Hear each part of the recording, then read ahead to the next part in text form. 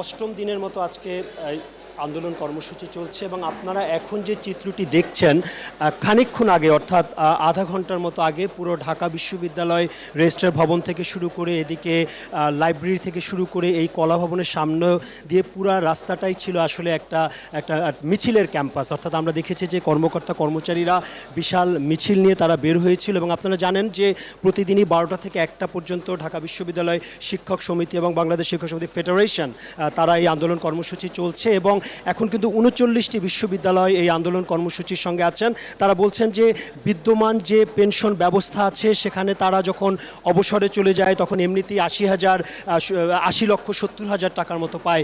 একই সঙ্গে একজন অধ্যাপক যখন অবসরে যান 40,000-এর কিছু বেশি টাকা প্রতি মাসে তারা পান।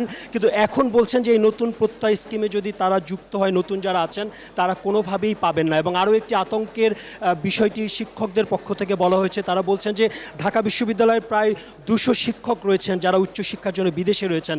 তারা বলছেন এই পরিস্থিতি যদি থাকে তাহলে তারা দেশে ফিরবেন কিনা এটা নিয়ে তারা আতঙ্কগ্রস্ত আছেন। আমার সঙ্গে রয়েছেন ঢাকা বিশ্ববিদ্যালয় শিক্ষক সমিতির সভাপতি অধ্যাপক নিজামুল হক ভূঁইয়া।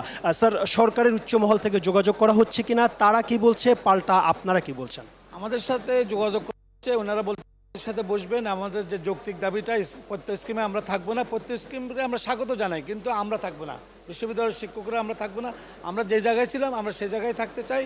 আর আমাদের যে 2015 সালে আমাদের সাথে যে আলোচনার মাধ্যমে যে কমিটি করা হয়েছে যে আমাদের সুপার গেট দেওয়ার কথা ছিল, সে সুপার গেটটি আর আমাদের স্বতন্ত্র বেতন স্কেল, যেটাও আওয়ামী লীগ 2008 সালে ম্যানিফেস্টোতে ছিল, 2010 সালের শিক্ষানীতিতে ছিল যে শিক্ষকদের জন্য আলাদা স্বতন্ত্র বেতন স্কেল, আমরা উচ্চতর স্বতন্ত্র বেতন স্কেল চাই। আমরা তো নতুন কিছু চাচ্ছি না।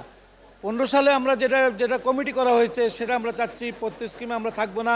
আর প্রত্যয় স্কিম করা হলো আমাদের কোনো স্টেক হোল্ডারকে রাখা হয় না, বিশ্ববিদ্যালয়ে কোনো বিশেষজ্ঞকে রাখা হয় নাই। 2015 সালের বেতন স্কেলে কিন্তু বিশেষজ্ঞ ছিল, আমাদের প্রতিনিধি ছিল। এবার আমাদের কোনো প্রতিনিধি ছিল না বিদায় আমরা এটা তো আমাদের জন্য একটা অপমান।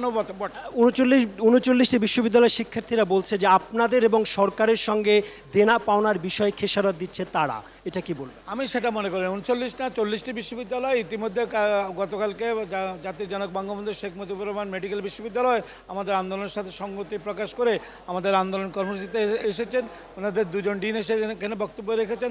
আমাদের শিক্ষার্থীদের মধ্যে হয়তো কেউ কেউ বলতে পারে যখন একটা চলমান প্রোগ্রাম থাকে তখন পক্ষে বিপক্ষে কথাই বলবে, কিন্তু আমরা মনে করি যে আমাদের এই দাবি আদায় হওয়ার পর আমরা বিশেষ ক্লাস নিয়ে আমরা অতীতও করেছি, 15 সালেও করেছি, করোনার সময় করেছি, অনলাইন ক্লাস, বিশেষ ক্লাস, শুক্রবার শনিবার যে বন্ধ, সে বন্ধের ভিতরে আমরা ক্লাস নিয়ে সে করতে আমরা পুষিয়ে দিই। ধন্যবাদ অধ্যাপক নিজামুল হক ভূঁইয়া। এবং শিক্ষকরা বলছেন এই প্রত্যয় স্কিম থেকে তাদের প্রত্যাহারের সঙ্গে আরও স্বতন্ত্র স্কেল সহ 3টি দাবিতেই তারা আসলে লড়াই করে যাচ্ছেন এবং তারা বলছেন যে সরকারের তরফ থেকে যত বিলম্বে আলোচনাটা হবে বা সমাধানে না আসবে তারা বলছেন যে এই আন্দোলন হয়তো আরও বড় হবে। সামির, মোটামুটি এই ছিল আমার কাছে সর্বশেষ সংবাদ যেটা আপনাকে জানিয়ে দিলাম।